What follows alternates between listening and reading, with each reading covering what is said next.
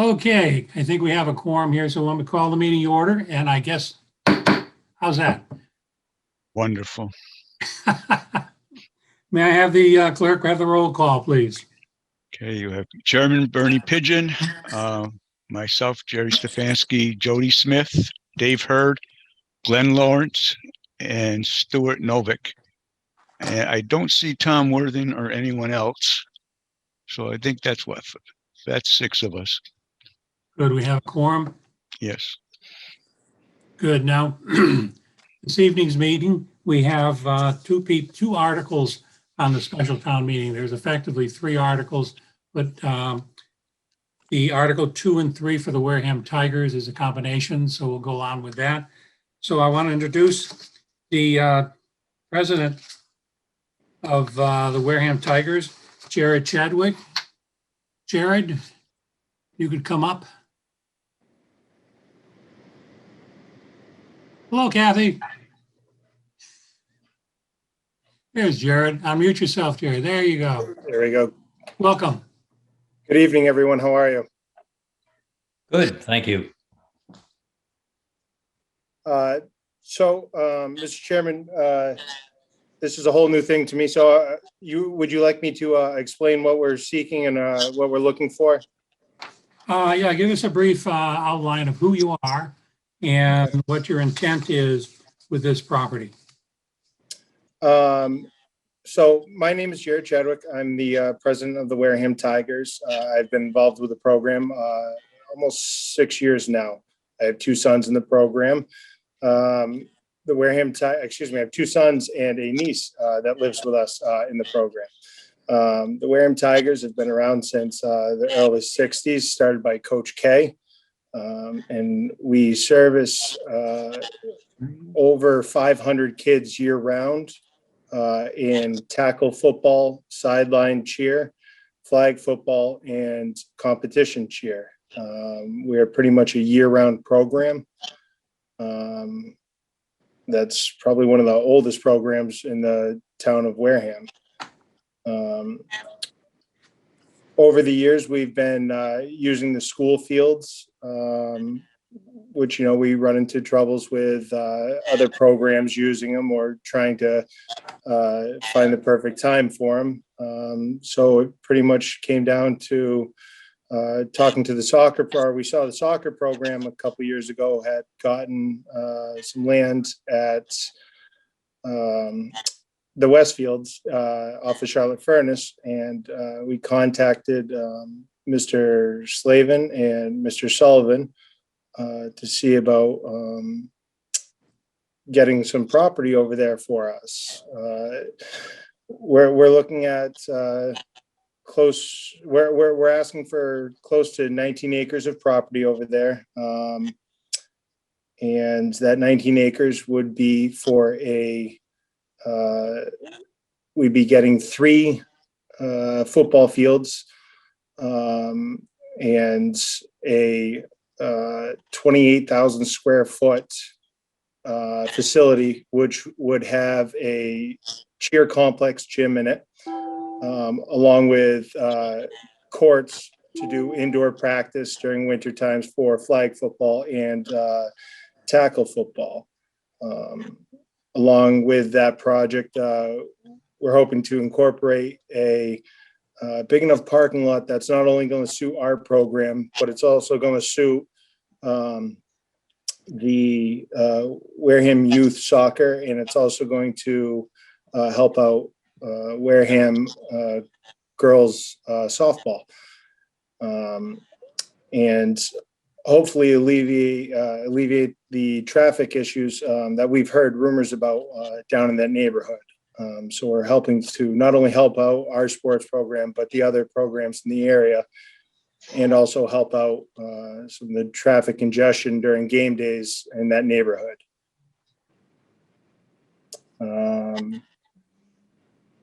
The facility that we're looking at is going to be more of a Morton building type structure. And everything I'm saying right now is it's all preliminary. Nothing's set in stone yet, obviously, because we're a nonprofit organization. For us to spend the money up front is money that's going to be taken away from the kids until we, have the vote that we know that we have the property.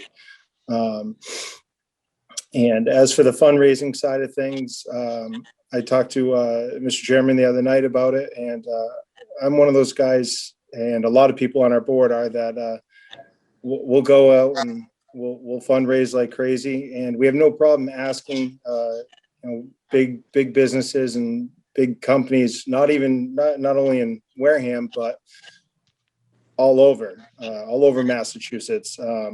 I've been calling Mr. Kraft's office up in Foxborough left and right. I've sent a couple emails to Mr. Gifford from Bank of America for fundraising efforts. I'm originally from Nantucket. I grew up playing under Vito Capizzo, and football and this program, football's always been my life, and I want to keep it big and great and perfect for the kids. Not only football, but we have cheer, all the other stuff. And most recently, we've been contacted in a business meeting with Mr. Palladino about starting lacrosse in the town. So if we're able to get this facility and this property, it's another program that we could have incorporated into it to offer the youth of all ages, really, in this town, more stuff. Sorry, the light's going off there. Now, Jared, in that piece of property that you're referring to, it has a lot of growth on it, timber and the like. The previous properties, soccer and softball, did they encounter the same kind of needs to clearing? So the soccer program did have to clear some land. I believe there was not the amount that there was. I don't have their map in front of me, but I believe half of what they have now for the soccer program had to clear some trees. I do not know about the softball program. Any questions, gentlemen? I was glad to hear that you're combining the parking, and I saw your big parking area, and I was saying, I hope they're sharing that with the other fields, and I'm very happy to hear that. That's good. Well, Mr. Hurd, the thing is, if we combine our parking, it actually will allow for a couple more fields for the youth soccer program. And like I said, we're all for all the programs and trying to get all the youth there and make it better for everyone. Very good. And the traffic problem aside, I think the possibility of creating, by default, let's say, an athletic complex for the town of Wareham. I'm sorry, say that again, sir. Well, it's developing almost by default, an athletic complex for the town of Wareham. And that's a goal. It would be a huge support. A huge athletic complex that we would like to see. At least one court in there with basketball hoops. If you guys have cheer questions, Damon can answer those. He knows exact measurements for the mats and all that stuff. But our goal is to get that in there, and then also to have the courts in an area where we can practice during rain, which you never know happens. We would definitely, with the other softball and soccer, coordinate your start and finish times. That'll alleviate some of the traffic problems. Yes. Jody? I got a couple questions and comments. I actually worked with Coach K back in the late 70s in Madeline Silva, who was the cheer coordinator way back then. So I've I've got a lot of years in youth football, in cheerleading, I should say. But my couple of questions are, and I know we're just talking about the land itself. Is there town water and electric out there and all that good stuff, the utilities, gas? So we haven't paid to do extensive research on it. I've used a lot of my own funds to do a lot of the research with everything that I've come up with so far. And sorry, you guys, I keep waving my hands. I'm at the fire department, so the lights automatically turn off in here. So we sorry. I know there is electric out there, and I know there is water running down that road due to the other houses in the area. I do know that there is no sewer down there. So our plans as of right now, and like I said, everything's preliminary because we haven't been able to get in there and do the full scale check of everything. But our plans are to put in our own septic and leach fields underneath the parking lot. I mean, it's a very ambitious plan. Like I said, I can tell you a whole lot of people. I actually sent this to somebody and asked them what I told them what I thought it would cost for a project like this, and they laughed at me. And I'll leave it at that, but you got a big goal ahead of you. And I'm going to say I've worked with the Patriots more times than I care to remember. You're better off going through the Patriots Alumni Association. I don't know if you've have looked into that. Unfortunately, I don't have the woman's name on the tip of my tongue. I can tell you she's from Norfolk, but I just can't remember her name, and I could probably come up with her phone number someplace. But the Kraft family is not real responsive, and they're not real responsive to football. If they indulge me for a second, I'll tell you a quick story. When they wanted to move to Connecticut, they gave football teams down there $20,000 to get their support. They gave Foxborough midget football $500. Really? So yeah, they're a tough organization to work with. I'm not opposed to you getting the land up there.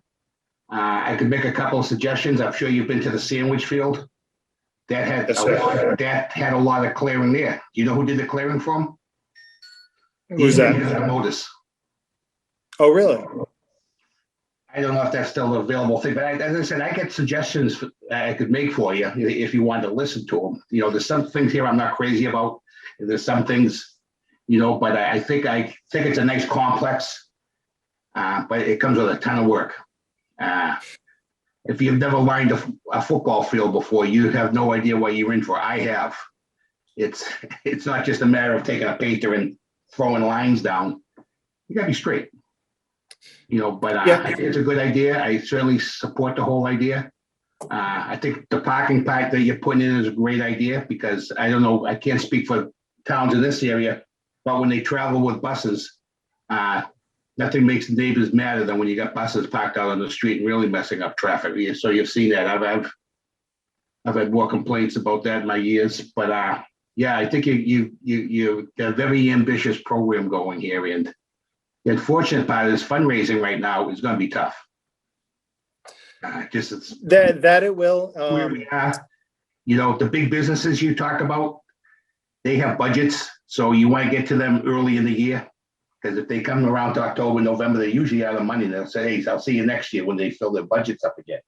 But right now with COVID, I can't tell you how companies are reacting to this. It's a scary thing, and just being nosy. I see Damon's name on here. I don't know if he can hear me or not. I think I met with him in the Dunkin' Donuts a couple of years ago. I'm not sure he's the same one I met with. It was over cheerleading. Great guy. We had a great conversation. But it was good. So yeah, I totally support this. I don't have an issue with it. I think when push comes to shove, when you go to build this, I think you're gonna be a little surprised. So, Mr. Smith, Jody. I'm sorry. You can call me Jody, Jody. Okay. Okay. So Jody, I've been in the construction field for close to 20 years. I own Chadwick Property Management as a side business. I originally bought Nantucket Property Management from my grandfather and took Chadwick Property Management over from my father. I am currently on the building committee for Dennis Fire Department, our new station 2.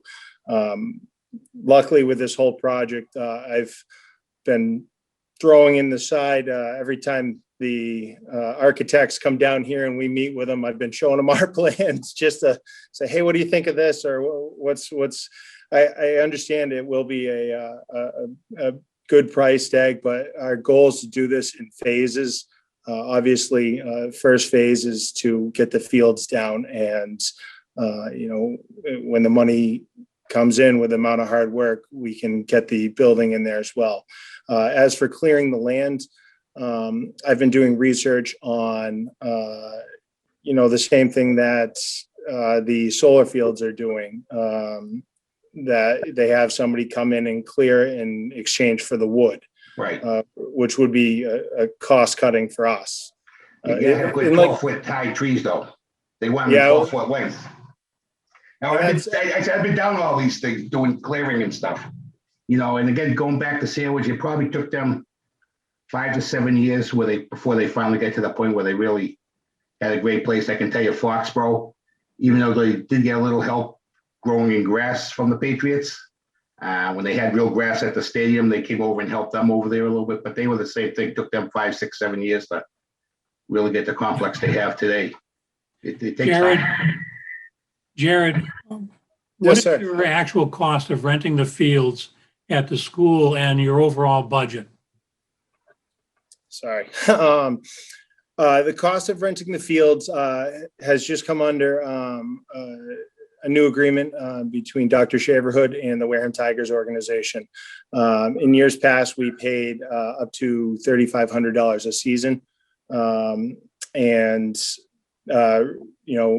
We met with her, and she understood that, we're a nonprofit organization. We're here for the kids.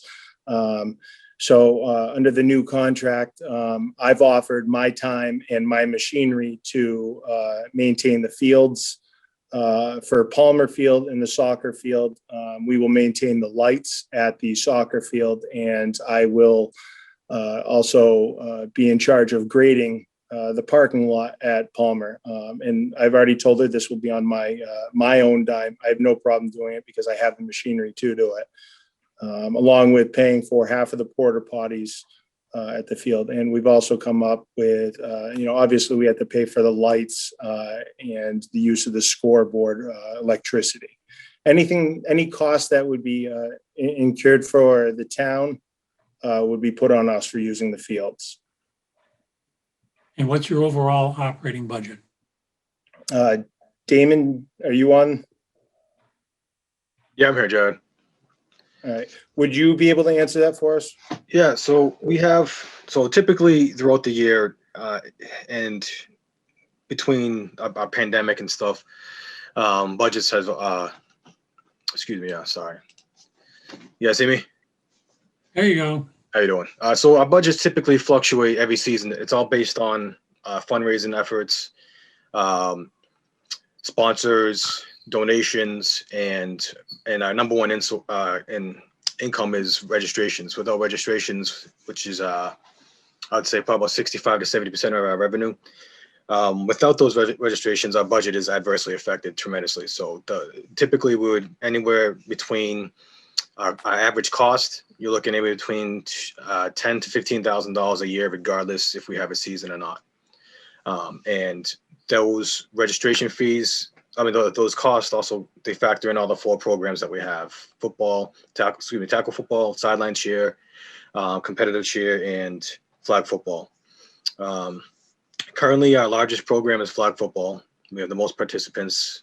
We had last season, I had over 180 that were registered prior to the pandemic hitting us. And then that ended up not only hurting the kids, it hurt us tremendously financially. So our budget was adversely affected in that way. We still had to pay the bills. We didn't have to pay for fields, but we still used some of the resources at the high school. So they end up hitting us for like about $400, $500 for that.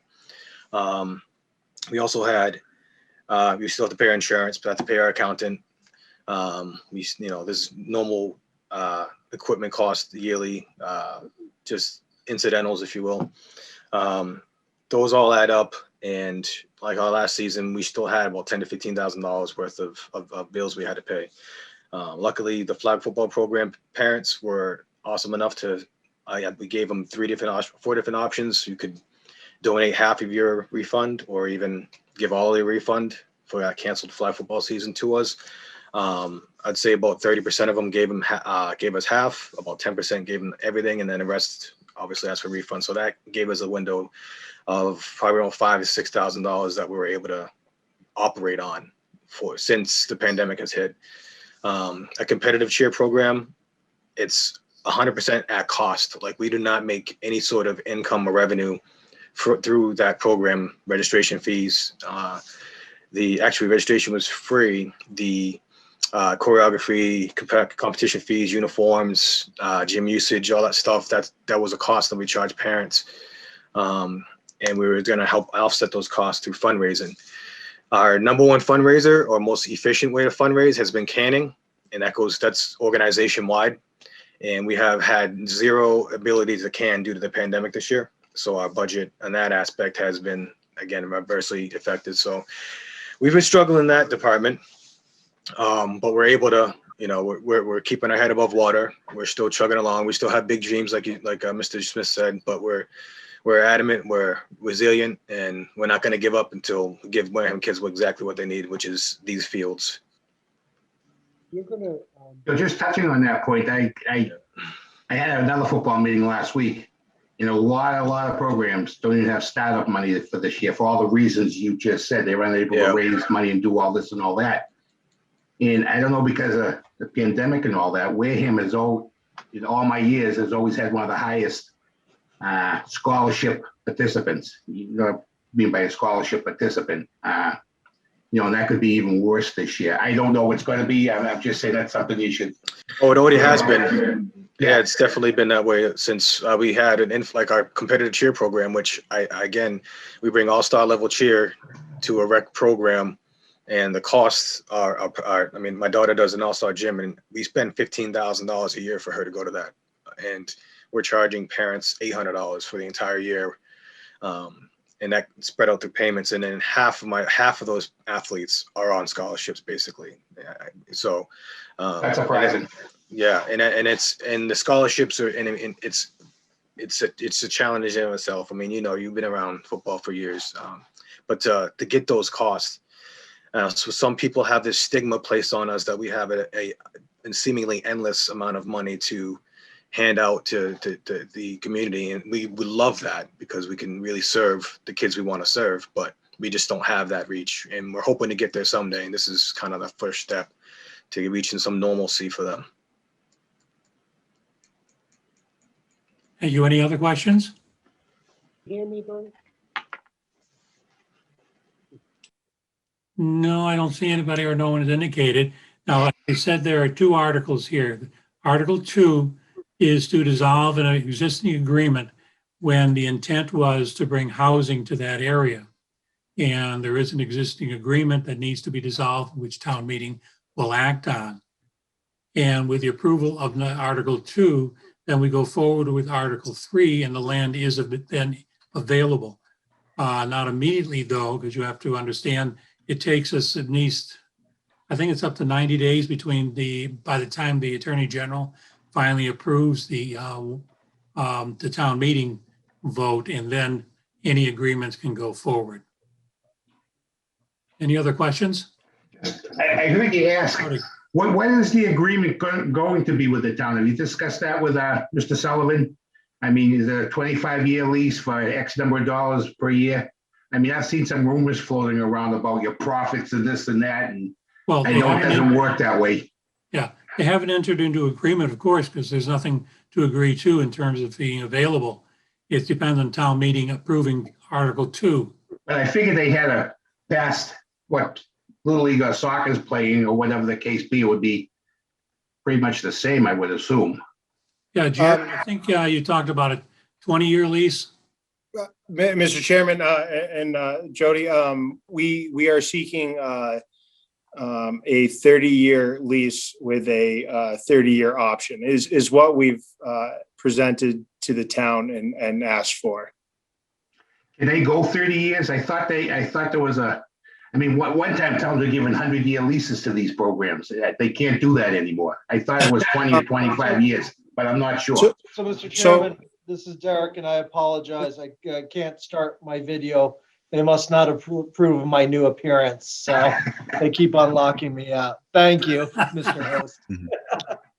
Yeah, if you read the article, it authorizes the Board of Selectmen to lease for nonprofit recreational purposes, and it's for a term not to exceed 30 years. If you're going for 99 years or something like that, you need a special act. The Little League, I think, was given, we'd have to go back. The Little League is different because they were given the property with a reverter to the town, I believe. So they're kind of, that's a different one. You're talking about over at Charge Pond, right? Yeah. Yes. Yeah. So that's, hopefully that answered your questions.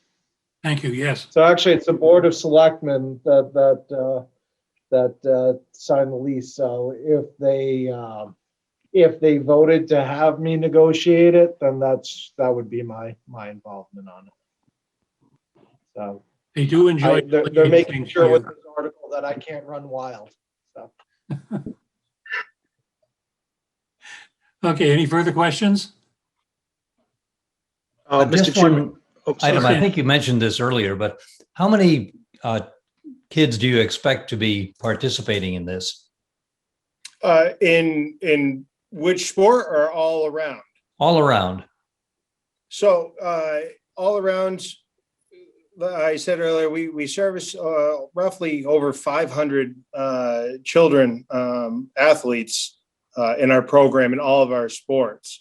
Now, if we add, if we do get the property, we will add lacrosse, because I know it's an up and coming sport in all the towns around us, and Bourne, Carver, even Tabor has it. So you're looking at a lot more. And I've already talked to some of the coaches in the Bourne program that live in Wareham that would be more than happy to come over here and help start the program.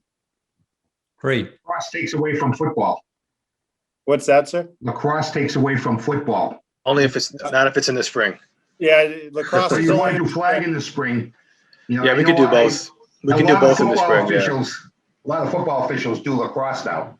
Yeah. I talked to Ray. He told me the same thing. Yeah, a lot of them.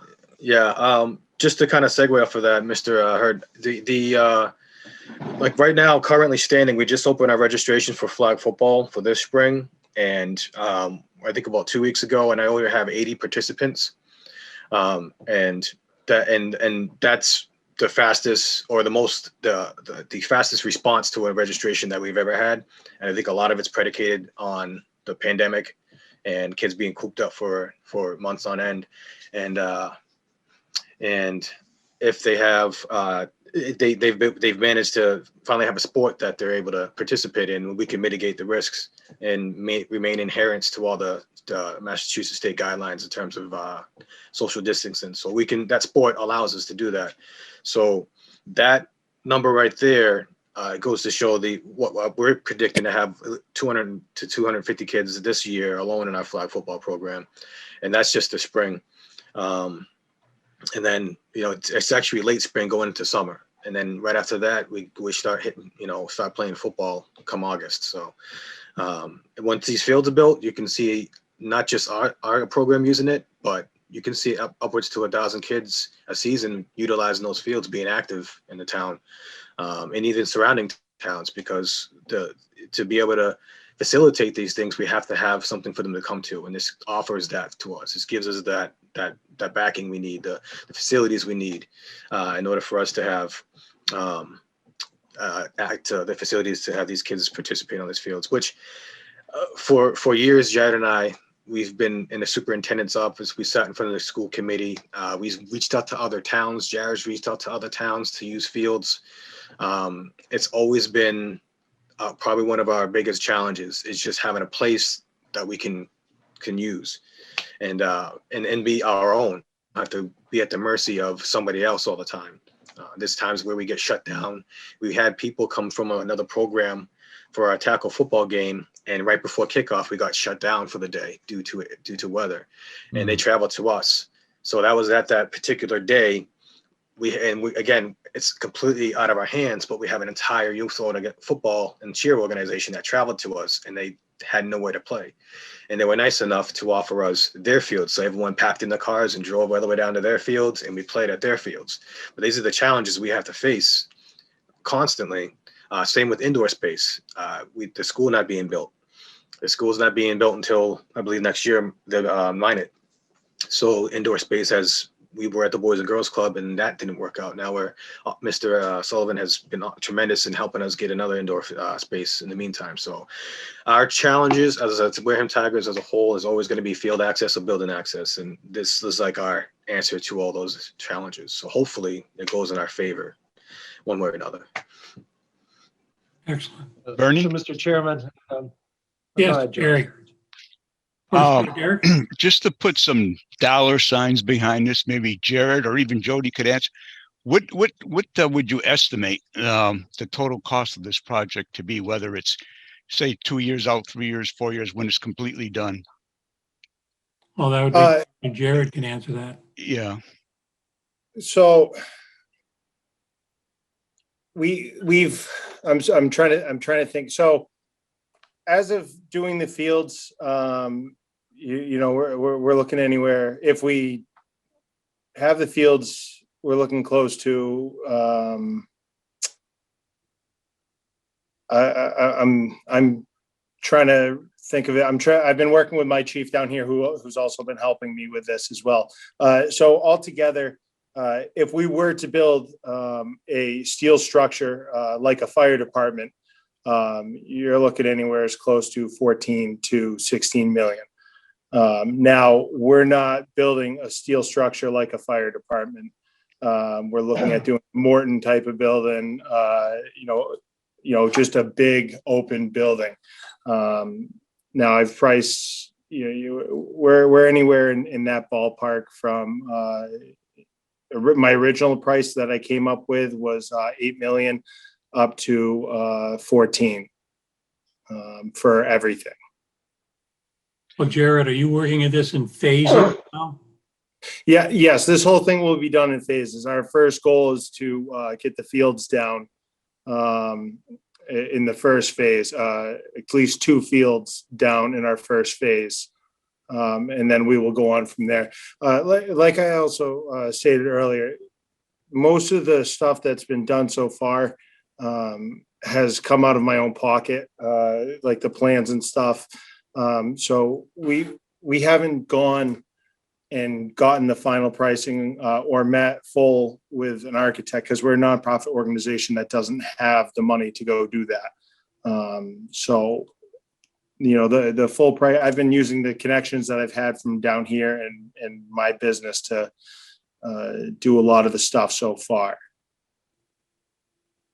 It seems you have to get about a dozen Tom Brady's out of this. Well, Good luck. Hey, I shoot for the stars, and I have to say I've worked hard for a lot of stuff I've gotten in my life, and I'm gonna work a million times harder to make sure that we get this for the youth of this town. They deserve it. They really do. And I know even my kids probably will be older by the time we get done with this, but I want it, and I'll do whatever I can to make the dreams of all the youth in this town come true. Well, any other questions, Stuart? Glenn? Can you hear me, Bernie? Can you hear me? No questions? Yeah, I do have a question. Can you Yeah, hear me? speak up, please, Jerry. Stuart, speak up, please. I am, but I don't think anybody can hear me. I can hear you fine, we can- Stuart. Oh, okay, good. what's the insurance? How does this work? Is the town on the hook for liability? Are you guys get independent liability insurance? So we have our own insurance. Because we had to use it anyways for any facilities we rent or or for the schools for the field. We have the same liability insurance and that most programs use in this town. Damon would be able to answer that one a little bit better than me. Just we carry we use ESP and ESP, excuse me, and that our liability, we always carry a $1 million liability insurance policy, and that's for every program, every one of our programs. They all have policies written for all the variables we have for all the athletes, and to include health insurance. Bless you. Excuse me. But yeah, we always have insurance, and that's, again, that falls back on the cost we have yearly. We have that insurance cost no matter what. We pay that every year. Tell me what happens. Insurance runs from usually August 1st to July 31st. So they're insured all year. And they just have to add any town buildings, fields, whatever, as a rider on there. It doesn't cost them anymore. You Yeah, it just doesn't have to cost name them them in more. the insurance. The only additional cost is based on volume, and our volume has increased, so our cost for insurance has increased just because of our programs. Normally, most towns or youth sports they only have one program they're offering, either like football and cheer, but we have 4. So the flag football program had more kids involved, and that increased our cost. And they had to be specific to that NFL flag. We had to have a rider for that. Verbatim had to be written towards them. And but everything we do, every building, it's all falling under that umbrella. It's any kind of Tiger event. Thank you. Stuart, I'm done. David? Yes. What is the cost of this to the town? So our goal is to do this through private fundraising. We would be leasing the property from the town. Now, that doesn't mean that we may, I'm not going to take off the table the chance that we may ask the CPC, CPA funds over the years. But our biggest thing is a lot of private fundraising. So when I talked to Mr. Chairman the other night, I said to him, I grew up on Nantucket. I grew up with a lot of wealthy houses and a lot of wealthy people. And my goal is to hit them up at the end of the year as, donate to us. And they all know me. And that's the thing. And some of them have in the past. A friend of mine donated quite a bit of money. I think it was 1,000 or 2,000 last year or 2 years ago to the Tigers. And he lives in New Jersey and owns a house on Nantucket, and he has nothing to do with Wareham at all. But it was just because I called him and said, hey, listen, can you help me out for this youth program? And he did. Call him Great. again. So you're not expecting any town funds to pay for this? I'm not expecting, I'm not putting the CPA program off altogether. If we may. All right, but I'm talking about just the town budget as such. All right. No, That's what I thought. Thank you. no town funds. Any other? Mr. Chairman, I think if, just to follow up on Mr. Hurd's point, if you remember back in, I think it had to be the late 90s, early 2000s. I wasn't here then, so don't yell at me. The town discontinued its recreation programs due to costs. And that's where nonprofits and, good people such as Jared and Damon step up. They're filling the void left behind by the town. And that's where, if you think about it, they're really saving the general fund budget money by stepping up and taking this over. And that's where one of the assets we have is this land available. And I think it's a very fair offset for the services. And we've seen it done with the Little League. We've seen it done where originally it was supposed to be up off of Maple Springs, which is now going to be a dog park of all things. So this is not atypical. And frankly, they are not just performing a community service, but they're taking a burden off of our general fund budget, which I don't think I need to explain to this group is rather fragile. Okay, thank Thank you. you. There being no other questions, Jared, Damon, thank you very much and very good luck on your on what you're trying to do. Thank you very much, sir. Thank you very much, board, for your time. Thank you, everybody. Appreciate it. Thank you very much. Thank you again. You. Have a good evening now. You too, sir. The next item we have on our agenda is the R130 rezoning. Now, typically, we just pass over these, but this is going to have a significant, or could have a significant financial impact on our town. And so I've asked Jeffrey. Now, Jeffrey, how do you pronounce your last name, please? Taccio. Taccio. Yes. Jeffrey Taccio is going to present to us the benefits of changing the zoning to the overlay as has been proposed. Now, the planning board Monday night voted 3-1 to approve the zoning change. Now, I'd like to ask that we restrict our conversations and questions with respect to the effect the change will have versus what has been talked about being constructed in that location. The article itself is just for a zoning change.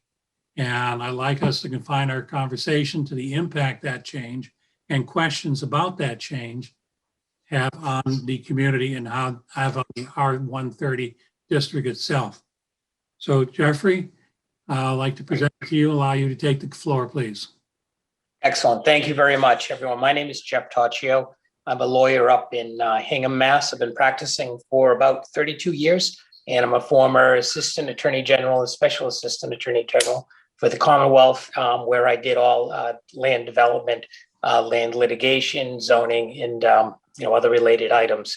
As an opening, I just listened to the Tigers, Mr. Chadwick and Mr. Solomon, do that presentation, which was excellent.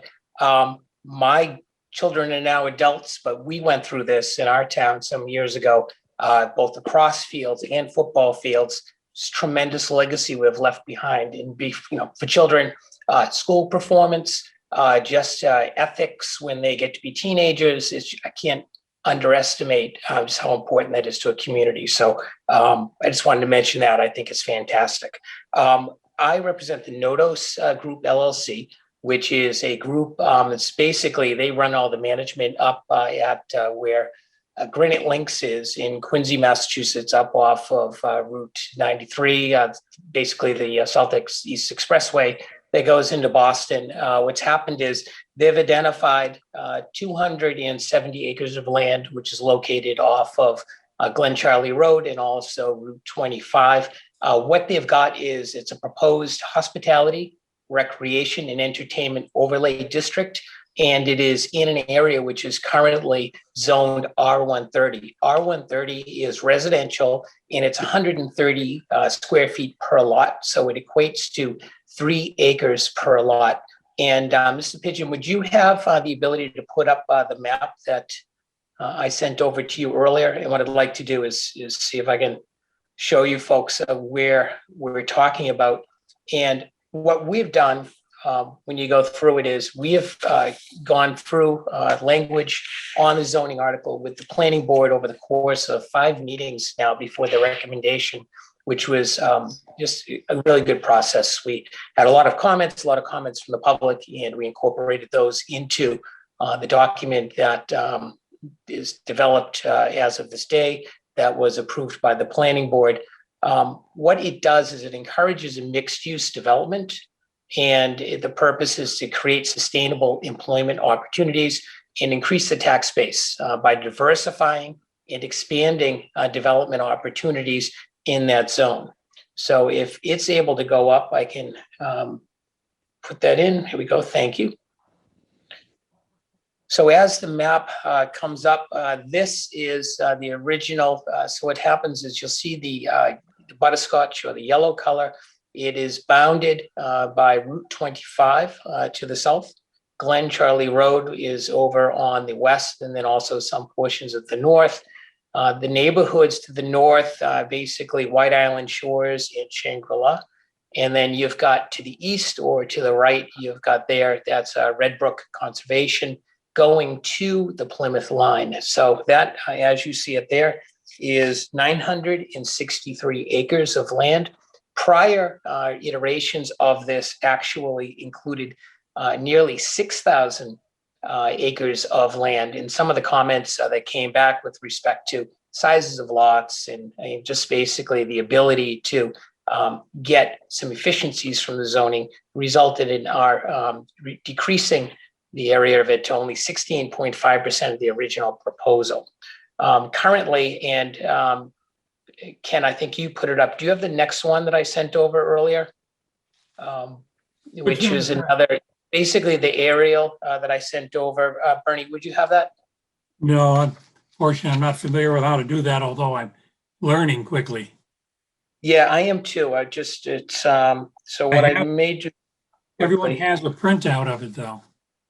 Okay, so what I had was I had an aerial which actually showed a little more specificity as you look through.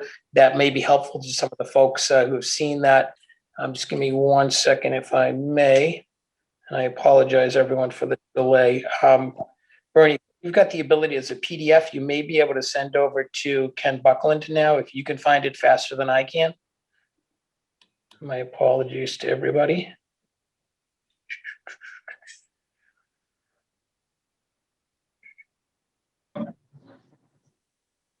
Okay, and here it comes. Ken, I'm going to send this over to you. We can't attach it.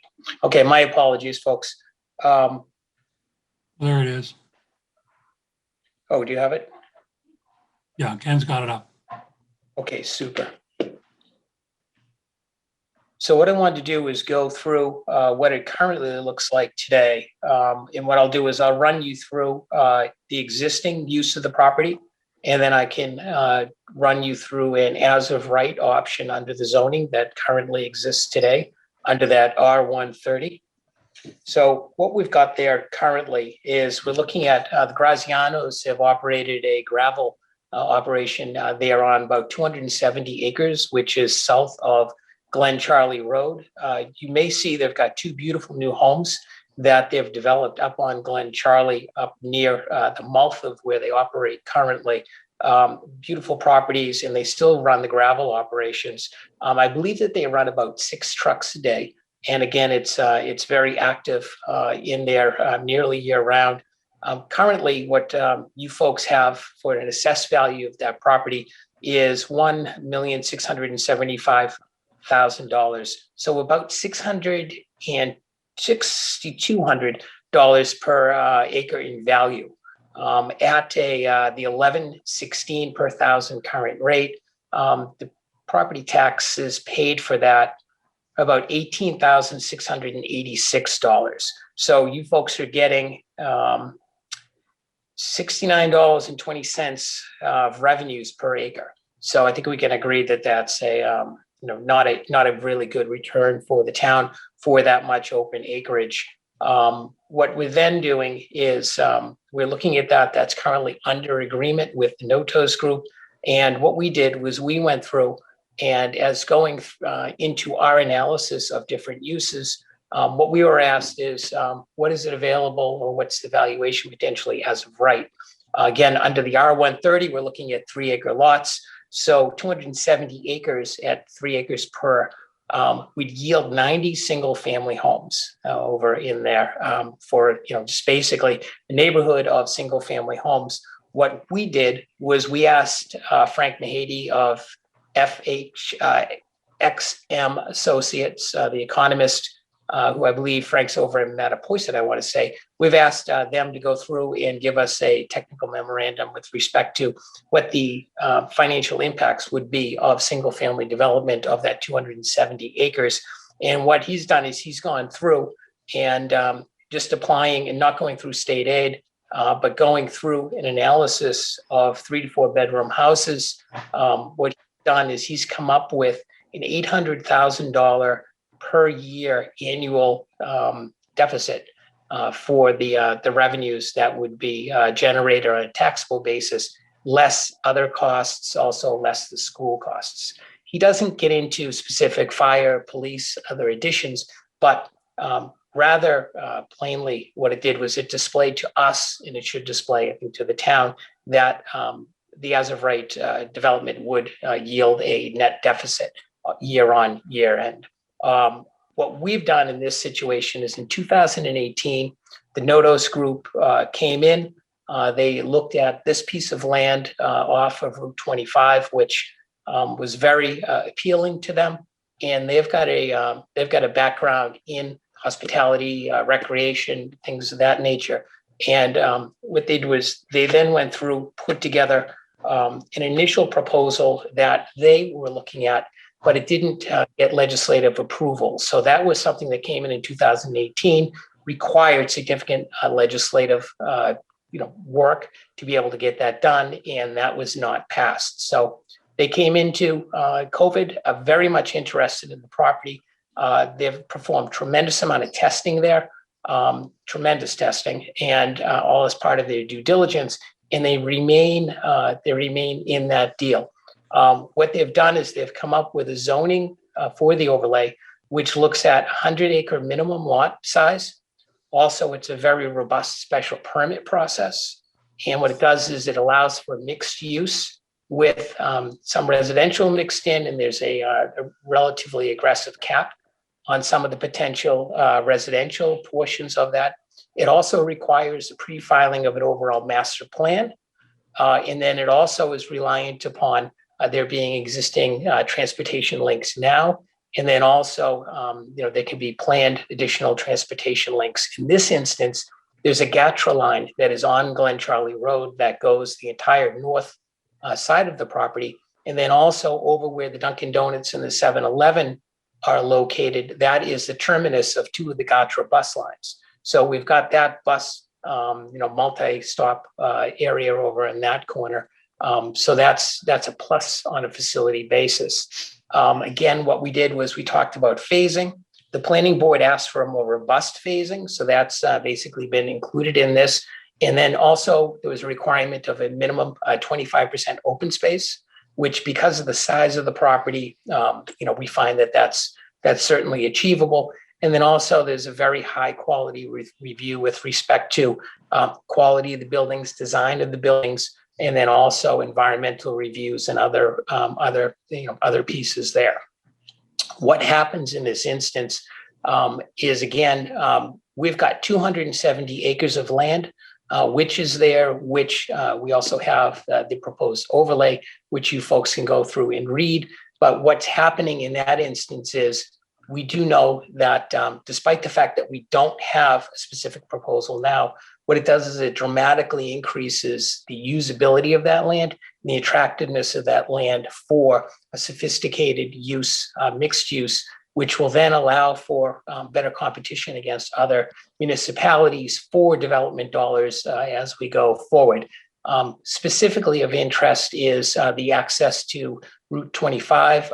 Right now, there's not an interchange there, but there's an area where an interchange could go in, which is the required distance from interchanges in Plymouth, and then also the Glen Charlie and Maple Springs interchanges. So it meets criteria for access upgrades that are there available. And of course, we'd have to go through different permitting and grant processes. Additionally, we've gone through and you folks, I don't know if you've heard it, but the town applied for a Mass Works grant just at the end of last year. Only 2/3 of that grant have been awarded by the Commonwealth. And that has to do with the rainy day fund with withholding some of the monies related to the COVID uncertainties. But it wasn't awarded, but that was something where we were proposing to design. We did design for a dry sewer pipe to be installed under a segment of Glen Charlie Road, whether for development here or specifically both White Island Shores and then Shangri-La are on the town's long-term list for repairs to failing septic systems. So what we've been doing already, despite the fact that we don't have an ownership interest in the land, is we're already engaged with the town in seeking various public funding, which would be potential. So that's all. That's basically in the works.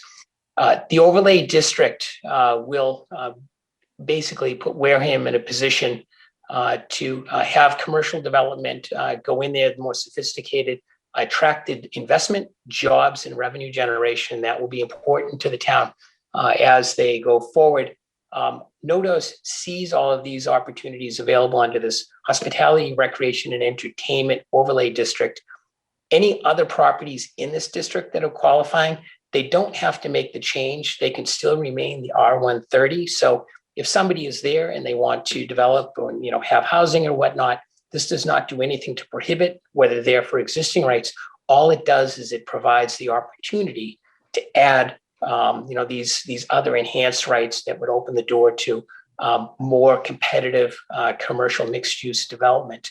What happens in this instance, this group is very good with the hospitality, recreation, and entertainment, that type of industry. This is their core specialty. What they do is they manage, and they were the developers of Granite Links, which is one of the top 100 public golf courses in the United States. Going through pre-COVID, they had 500 employees at their golf course and restaurants and facilities. And they paid approximately $1 million in state sales, meals, and then also local meals taxes. So that gives you an idea of what they generate just from that one facility alone. They've developed hotels in both Quincy and also in Cambridge and Harvard Square. So they've got the hospitality experience that they can bring to your town. Additionally, they run the top wedding event facility south of Boston, which is just until COVID was just a fantastic opportunity. And then they've got multiple restaurants. They operate a restaurant group that's been highly successful. So they touch all of these pieces and they bring all of those specialties to this property. Furthermore, they've already established connections within your community with other businesses for cross-marketing with Wareham businesses.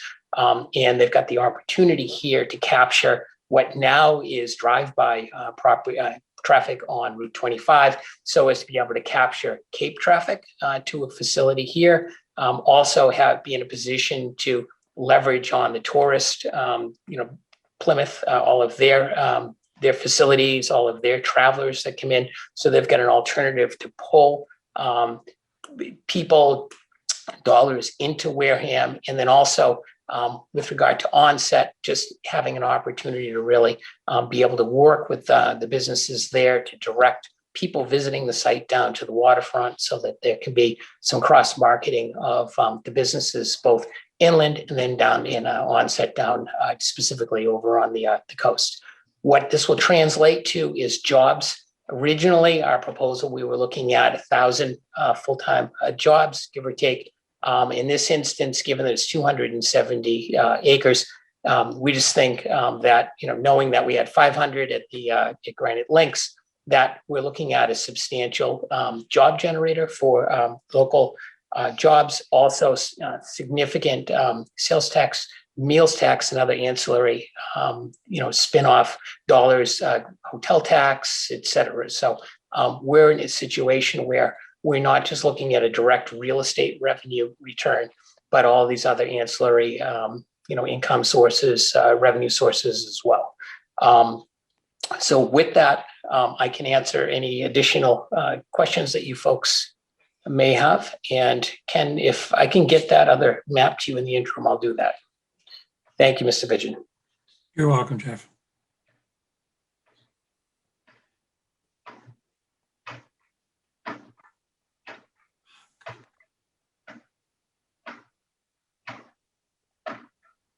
Okay, everybody's back. Does anyone have any questions of Jeff? Jerry, you had one up first? The question on the acreage. You said this overlay is 973 acres, Yes. of which 270 are now R130. No, all of those acres are 130. 270 are it's basically the land that my client has under agreement. So that would be comprised primarily of the gravel pit that is there. So there's additional land, but this winds up kind of being the core. If we can get that to come up, if I can, Bernie, do you have the ability to send to Ken the PDF that I sent you in the afternoon? Great. And I apologize. I can answer the next question. The of the 270, is that the same amount of acreage that you were talking about in 2018? Yes. There you go. There you go. So I think it's up right now, Jerry. If we look at what's up, can you see that? Yeah. The outline, that yellow outline is the 963 acres. And then you can see the square, and then it continues to a rectangle. Yes. Right in the middle. So that's the existing, that's basically the existing gravel pit. So if you look at the rectangle that's on, and then you look two of the long rectangles to the left or to the west, that primarily comprises the land that we're talking about. And you can see where it touches Route 25 down to the south, right there. Exactly. Okay. I live on Glen Charlie. I'm interested in, you said there were 2 new houses that went up. I know of them. Would you take your pointer and put them on the yellow line or on Glen Charlie where those houses are? Yep, right in there. So do you see the gravel road that comes in? Yeah. So they're on either side of that road. That road will not be available to access this property, but those are going to be that road is going to be retained by the Graziano family, right? And that's who owns the pits, the sand pit now. Exactly, and it's an active active graveling operation, as you would expect. They bring it down to within a certain distance of the water table, as they're permitted to do, and they're very responsible. We're in touch with them quite often, and that's the piece. That's the piece that the town, you folks basically get a little under $20,000 per year in tax revenues. So I just mentioned that as, it's a net, positive of give or take $20,000 offset by whatever for, police, fire, emergency. But it's a tremendous opportunity from a land basis to be in a position to put in one of these mixed use zoning with proper special permit protections, et cetera. Yeah. Now, where would you see the exit for 25? About where would that be? Or so right in where Ken is circling, and as of right now, that's got to be something that would be in the future. But I know there have been a lot of questions. There is a phased approach to this, which will come forward once we understand that the zoning is in place, hopefully, and then we've got the ability to do that. As far as Glen Charlie Road, again, we look to put a sewer line into it using Commonwealth grant monies. We are familiar with the road. We're familiar with some geometric issues there. We've already surveyed the entire length of Glen Charlie Road, so we understand what is happening there, and we're, we're also cognizant that only so much is going to occur here until, different levels of mitigation are put into place, both for Glen Charlie Road and then eventually for an exit on Route 25 if we can get to that point. Okay. Last question. Doing a subtraction, it leaves about what you have under agreement leaves about 693, or say 700 acres, divided by 100-acre minimum. That would leave about area for 7 other 100-acre projects. In theory, if everybody took the minimum. Yeah. But that won't happen because of other what would you think of the other 700 acres? What would be developable? So I can tell you what is not developable. The Red Brook, the Commonwealth's protected area to the east up against the line, that was included, and we spoke to Ken whether to include that in the zone or not. We could have, we could have drawn the line differently, but from a mapping perspective, from a description perspective, and also knowing that that would never ever be developed, we made the decision to put it over in that area, and that easily looks, if I just look on a scale, that looks like another 250 acres easy in Wareham. So that would all be taken out. And then what happens is we've got all of the lots that are over on Glen Charlie Road, one of which may be yours. Those are all, obviously can't be aggregated. We then have the Brownsvilles have their cranberrying operations. I don't believe that they've got anything that assembles up to that amount, but that would be an option for them. So if they could, cranberry for the next 10 generations, they could say, we want to build houses, or, maybe after, we're older or whatnot, maybe their grandchildren say, this is an opportunity for us to, make sure we have enough acreage and, use this zoning to do something productive for the town.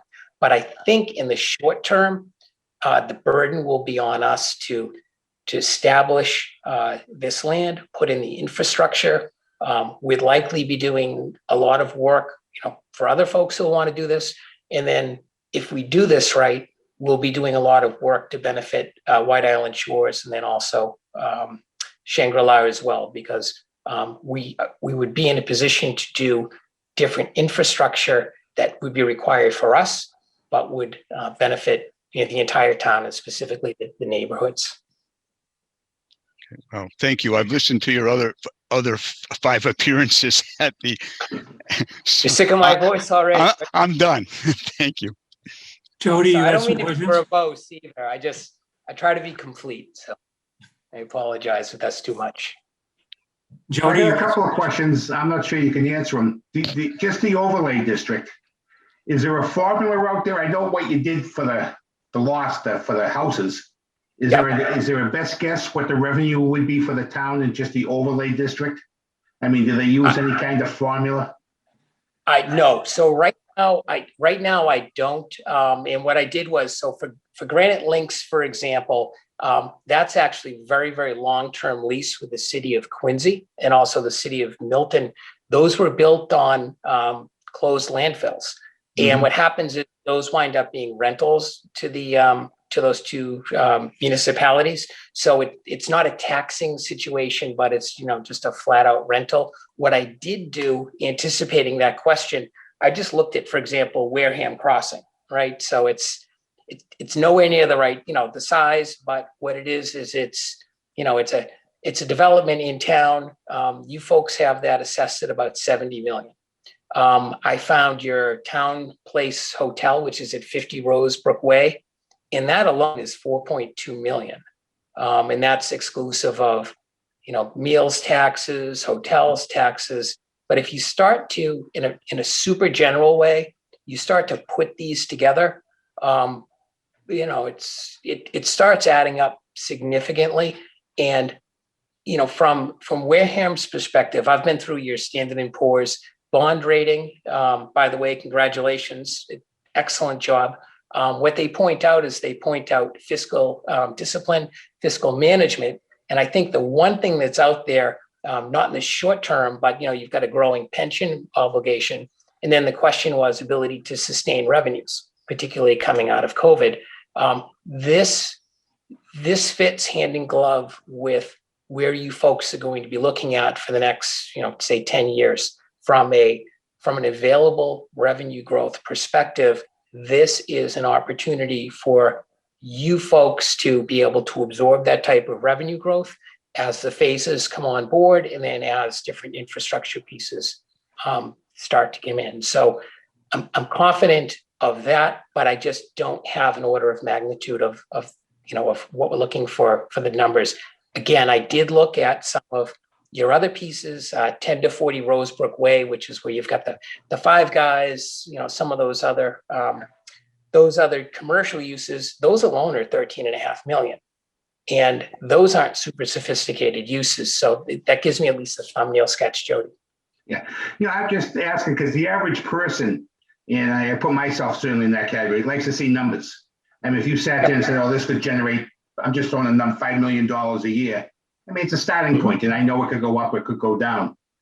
Yep. The next question I have, and this is kind of a rumor mill, not from anybody in Wareham. Have you had, I know this is not a new project as far as you guys are concerned, have you had discussions with the state about this interchange? And are they receptive to it? Is the state receptive to it? Yes, it ticks boxes. It satisfies tremendous. So not just for growth of this parcel, but if you look at this corner of of Wareham, what happens is it winds up as a little bit of a dead spot with respect to north-south movement out of some of the neighborhoods. So what happens is Red Brook came in and, they established a link up to Route 3, right? And they've got all of the money that went in there. They got $1 million MassWorks grant right for their front door, but they put in a tremendous amount of investment going and improving all Long Pond Road, et cetera, all of the connections in that area. If you look at the map, what happens is this is kind of the last, I won't call it a dead spot, but it's a spot that has geometric problems. Glen Charlie Road, there's a decent burden on that. The other thing is that Maple Springs and Glen Charlie Road exits operate as one, and they're separated by, I think it's over a quarter of a mile. So what happens is, because you've got those two, you've got that interesting area in between. So, Depot Street, et cetera, this is ripe for investment. And the Commonwealth is aware of it. We've had different conversations. Rumor mill, the way that it comes down is communities showing that they want something and they're receptive to something that's kind of the first step. So what's happening is people on a state level are looking for Wareham to say, we want to embrace this. We want this to happen. And then that's when things start to happen. This whole area between, institutional employers, there's a high reliance on the hospitals in healthcare.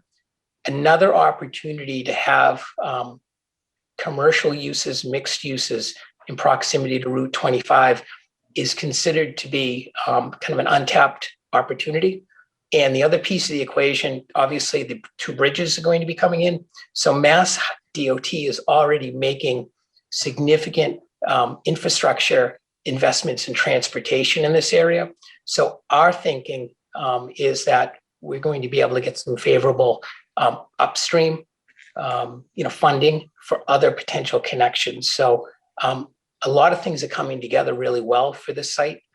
No promises, and you use the words rumors, but that's another reason that my clients are so so up on the land, so up on Wareham. Okay, yeah. I got a compliment for you with one little zinger added onto it. I've visited Granite Links, your other project in Quincy, many times, and they are absolutely gorgeous. The one disappointing factor is when I did Granite Links, and I'm involved in the golf business, so I know, and there were a lot of things that was going to be priced for the average blue collar worker. Well, I don't know many blue collar workers that can afford to play there. It's a gorgeous golf course. I've played it. It's a gorgeous golf course. Don't get me wrong. I'll tell you, I thought you're going to complain about your score. I was going to tell you I couldn't help you there. No, we've got very broad representation in our membership.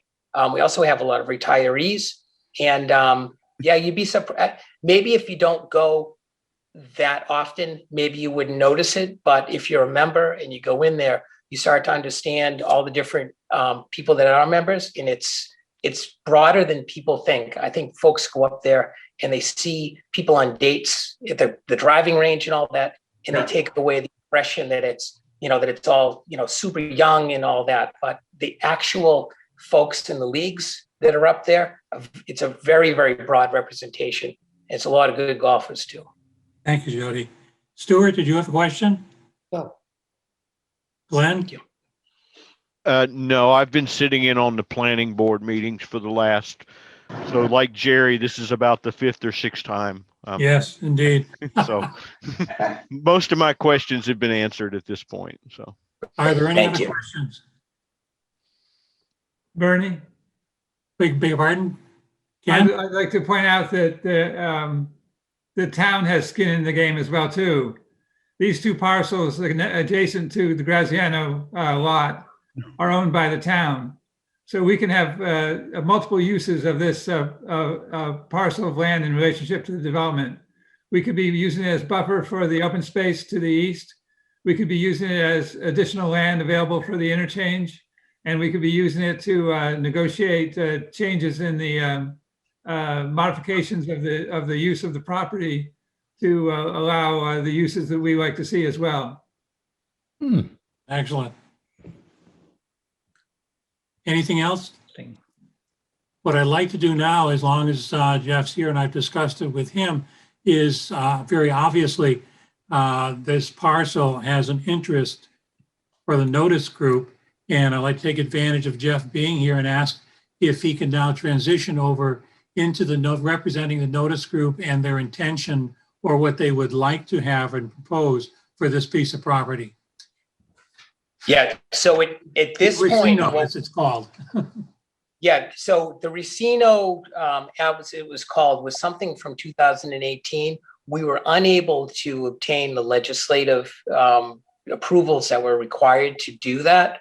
What happens is this is a Region C. There are other issues with respect to different licenses. So that's not something that's available to us. So in this instance, we had to go back to the drawing board at about the same time COVID hit. But, based on this group, you're going to wind up, it'll be something that has a combination of the hospitality, recreation, entertainment. And again, what it'll do is it'll wind up leveraging off of their experience that they've got between, the golf facilities, what they've got for restaurants in Marina Bay, which is, in Boston Harbor, also their restaurant groups, hotel experience. I can't say right now what it ultimately would be without having the zoning in place. So that's something that we went through. If you take a look at what we have for the potential uses, they're all sophisticated uses. And it allows for, whether it's some medical uses, you can have schools. We also have a use for temporary dormitories, et cetera. So it winds up being modeled on many of the mixed use proposals and bylaws that we've done in other towns. So I can point to other, properties that other folks have done, but I think that in this instance, it'll be more of an emphasis on the recreational for this area than with support of restaurants and a hotel. Anyone have any questions? David? Yes, I think you also mentioned medical and perhaps even hospital usage. Is that still included? Yeah, so those are included. So we've got, again, it's not just about our property, but what we did was we wanted to set up an overall vibrant mixed use zone, which took advantage of, potentially there's going to be a link to 25. We know things that currently work in the area that there's a demand for, and there's a demand for jobs. So what we did was we went and got other specialties, uses that are outside of my client's specific expertise, but we went through and we made it, pretty robust with respect to potential uses. And that was done in speaking with Ken Buckland, Derek Sullivan, just Peter Teitelbaum, Alan Slavin. We went in, we spoke to people. What are the needs? What are things that do well here? And then we did our best to actually put in and add those in. And then I'll also I don't want to undersell that we've had excellent discussions with your existing businesses in town. Just a really good understanding that whatever business is in town now is what comes in, whether it's Cranberry Highway, whether it's coming in, capturing off of 25, you folks have the capability right now to capture what you capture. So whether it's restaurants, hospitality, that's going to happen. It'll happen now. It's going to happen in the future. Hopefully, really well after COVID. This allows for something to be put together that will pull additional people into this area.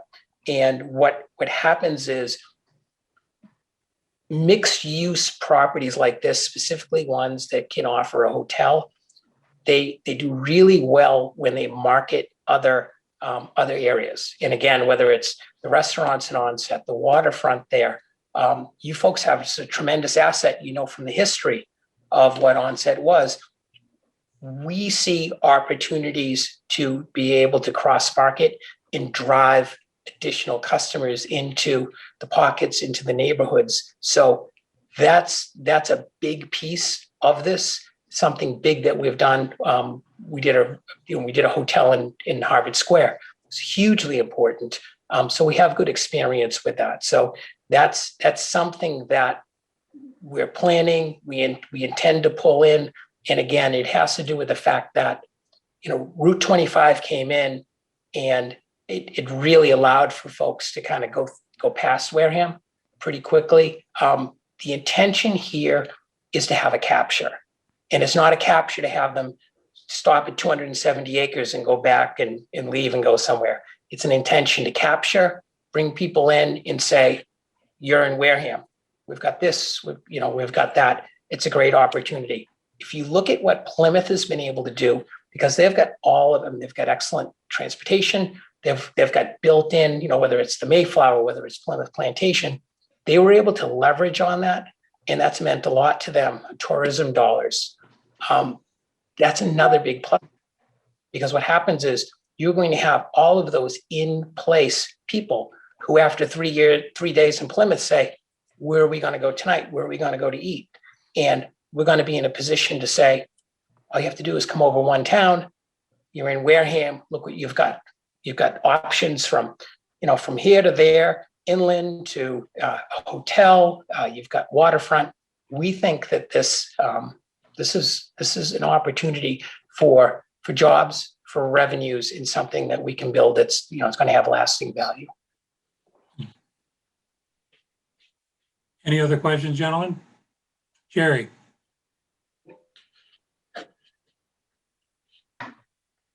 You're muted, Jerry. Joe? That little button you found earlier. On that again. Damn buttons. Jeff, maybe, or Ken, if we start, I guess the 270 that are under agreement, that's the sand pit. So the sand pit goes away. Is it okay? Yes. Then we're left with 700 acres, and you pointed out some activity, some homes that are on the property or lots that are vacant, but or are now have ponds on them, or if you in the property that actually the town owns. Let's call all of that non-developable. Okay, how much is now of that 700 developable? Because I'm just trying to, I'm trying to get an idea. I think it would help if we knew what was really left that was developable, divided by 100, and maybe these many more businesses or activities could occur. Yeah, Ken, that area right off the top.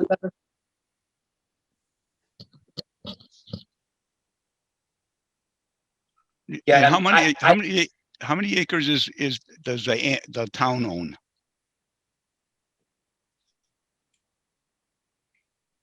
That's probably about 75 acres. That sounds about right. Okay, then you go down to the bottom of the page, and on the left-hand side, you got the bogs and all of that. And that's not, let's say it just stays as is.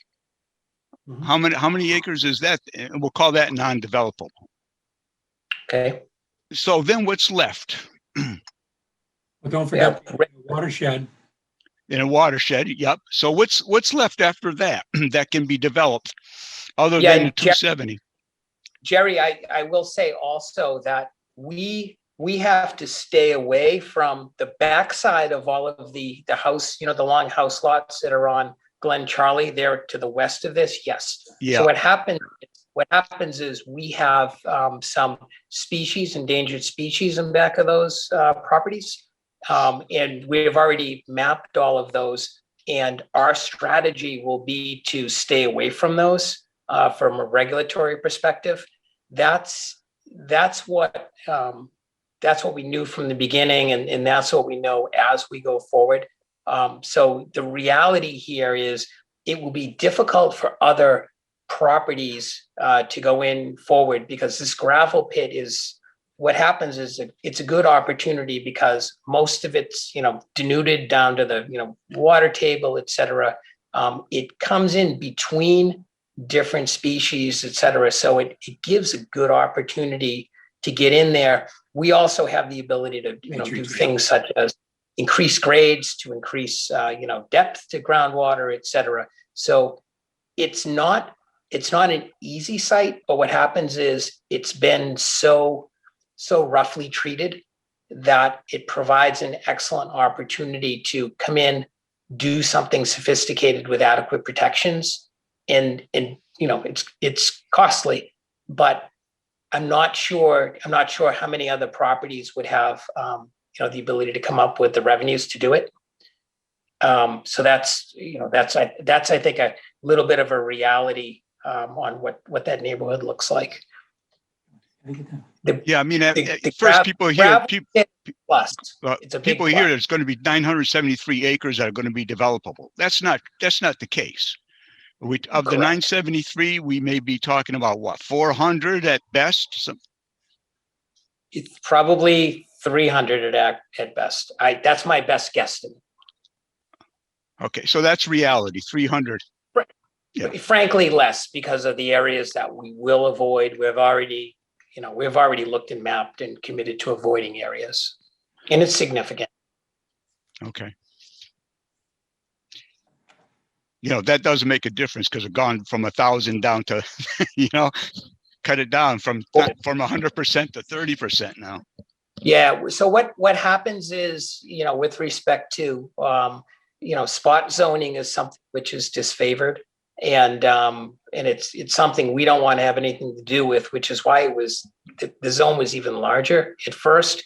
And then in speaking with the planning board, with your planner, it came down to this area. And again, it's just an overlay. So if somebody wants to come in and say, I want to build a house on a 3-acre parcel of land, this does nothing to interrupt any of those plans. But once there's a master plan for a property, and that becomes going through the permitting process, you can't then mix in. You can't say, oh, I'm now going to do some single family homes under the underlying zoning. So the planning board and Ken spoke to us about making sure that you have it one of two ways. So you can't have your cake and eat it too. And that's our commitment, because what's happening is, as I displayed early on, single family houses very quickly are a net revenue loss to the town. And anything that comes in of this nature is going to get us into the black very substantially, very quickly. I'm sorry, I can't, I'm not in a position to talk about some hard numbers, but I think if we looked at some of the examples that I talked about and extrapolate just the areas, we're talking about some good, healthy revenues. Excellent, thank you. Any other questions? Bernie? Wait a minute, I can't see everybody, unfortunately. There you go. Any other questions, Tom? Stuart? None? Okay. I think it's, Derek, do you want to say anything? No? Okay. Jeffrey, thank you very much. Thank you. Will you folks have a vote for whether to recommend, or what is your process? We typically review everything, and we take about a week, an opportunity to think about it. We have another meeting coming up next Wednesday. In fact, almost every other Wednesday now will be booked.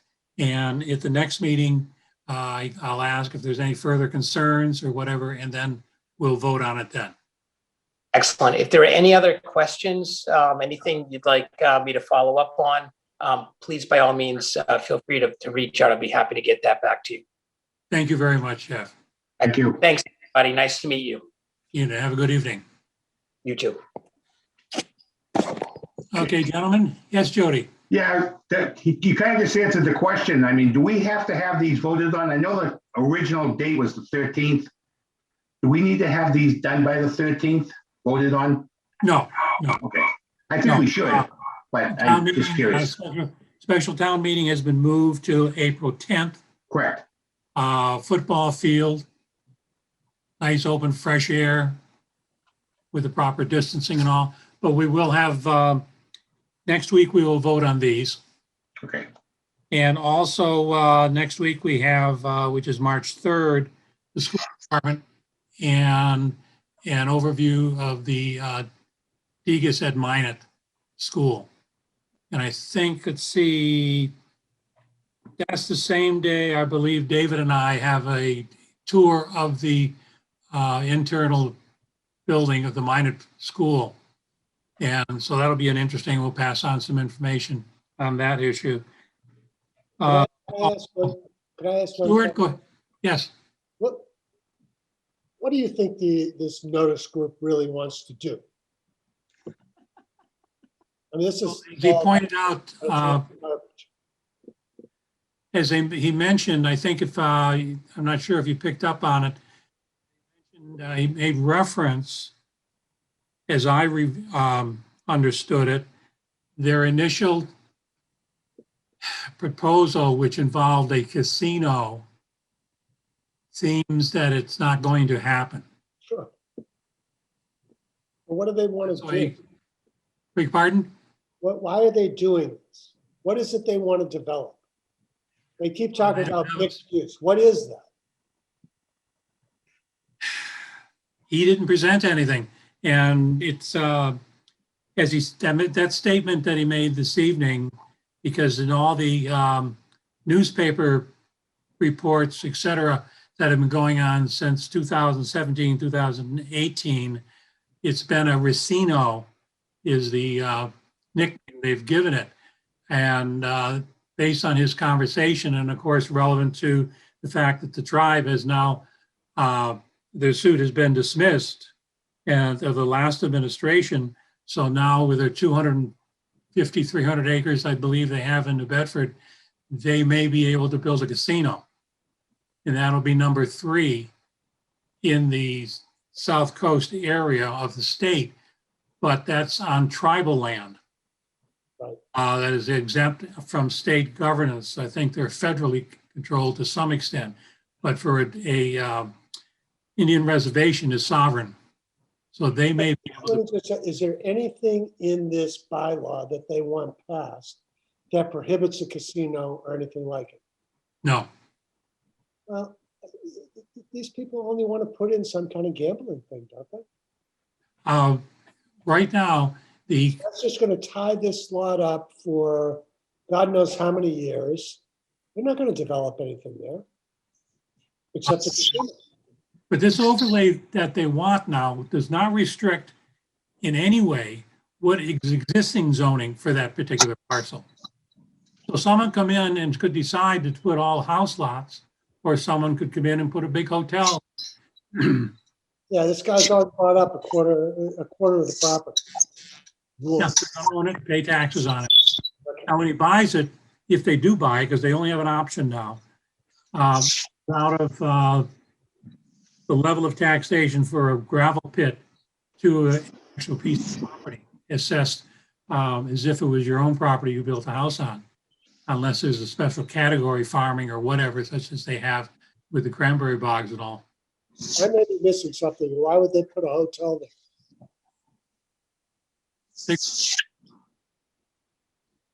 I know the whole purpose of this zoning seems to have disappeared. If they can't build a casino, I'm not sure what else they're going to do it. Cody? Yeah, if I heard them correctly, the legislators aren't willing to change because they got one full casino license left in the state. Right. They wanted that changed to a slot parlor. The state's not willing to do that. State's not willing to do it now, but if we say okay to this and they buy up some property, they got it under contract, it could go undeveloped for years until they get what they want. Right. I don't understand what they're after. They started out wanting a casino, a racetrack, all this other stuff that I think nobody wanted. I don't think they've changed an iota. Sometimes it's kind of hard to stop an elephant dead in its tracks. Because this started going and it's continuing on as a momentum on its own. And I think they're trying to do something else, I'm sure. Got some money invested in this, but they don't know what it's going to be yet. I agree with you, Stuart. I agree. Yeah. Mr. Chairman, For years. all of their projects have been different and have been very successful. They have an opportunity here, they think, with a connection to the traffic on going to the Cape, to make a project that has elements that could be a golf course, it could be an entertainment complex. What's an entertainment complex? What was that Great Bear or the indoor water pool and all that? Okay. Point of view is I agree with Stuart, and it kind of falls on its face, the intention, the original intention, because we were talking about a casino, et cetera. Just because it isn't going to have a casino or they don't have a proposal, by putting this on an overlay, it allows us a potential to offer some other developer perhaps of coming in and doing something in that area. Because we don't have much land left that is developable in this context. I think you look at what the options are that we've seen in the development of the open areas of land. We've gotten gravel pits, solar fields, and some residential development. Not anything to really make a difference in identifying the destination of Wareham. Yeah. It still has to go in front of the planning board. Whatever they come up with has to go in front of the planning board for their approval, correct? That's correct. It has to go through a complex review, including several steps, including the master plan development and the individual elements of the project getting permits, probably special permits for that purpose. Yeah, I just wanted to get that out there. I mean, they have to go through a lot more hoops before they get to anything. When we did this study of Wareham and what the needs were, there weren't enough industrial parks. Okay. This is a huge piece of property along a major highway. Industrial parks mean revenue, other businesses. I don't know. I'm highly suspicious of any group that would come in wanting to do a casino and racetracks, and now they're telling us how this mixed use and they're going to protect property, and I just don't buy it. They've got something up their sleeve, and I don't care how many commissions they got to go through. I'd be curious what they're going to develop. Oh, They don't know. In the initial start of this discussion, I outlined that I wanted to stick with just the R130 or the overlay of it, because that would, by separating it for an intent, And it would give us an opportunity to evaluate the change based on what is potentially available to us, what opportunities we may have. Not to say we are singling it out to this casino as an opportunity. My feeling is the R130 and this overlay opens it up to almost anything, any kind of development that is potentially available to us into that area. And separate the casino at all. Even if the notice group wasn't available and didn't exist, I think the changing of the R130 to this overlay is an opportunity for Wareham to offer itself to a large expanse of possibilities. Okay. Fair enough. Thank you. Anything else? Okay, we can still all sit on it and end up talking about it next week, of course, and I hope you do, because this is very important to us. Again, though, moving back, I'm going to, David and I will get together and make each of you or group of you responsible for particular areas that we're going to review, some of the departments and some of the articles, so that I'd like you to please pay attention and hopefully be able to write up our recommendation for our report. And so, okay, the next meeting is March 3rd. It'll be the schools and Degas as I outlined. And also we'll be voting on the three articles, excuse me, that we just talked about this evening. Is there any other questions? And I commit to you that I will not necessarily need Ken to be bringing up the any charts and the like. I'll learn how to do that. Good luck. Just want to make sure you're aware that the meeting ID and the passcode for all our 6 o'clock meetings will be the same. Steve Ruiz from WCTV has set that up. The exception will be our all-day meeting, which will be starting at 9 o'clock and hopefully terminating around 2:40 or around that time frame. That is a totally different number. Beg pardon, Stuart? What's the date? The March 10th will be the department reviews. Yes, Jerry. Do you have to revise the agenda and put for next week to put on that we're going to vote on those 3 articles? Yes. Okay. Because I think you did. No, it's not on that now. I'll just add to it. Put Okay. one out there. Michelle will post it up for me. Anything else? Motion to adjourn. Second that. Okay, wait. Discussion.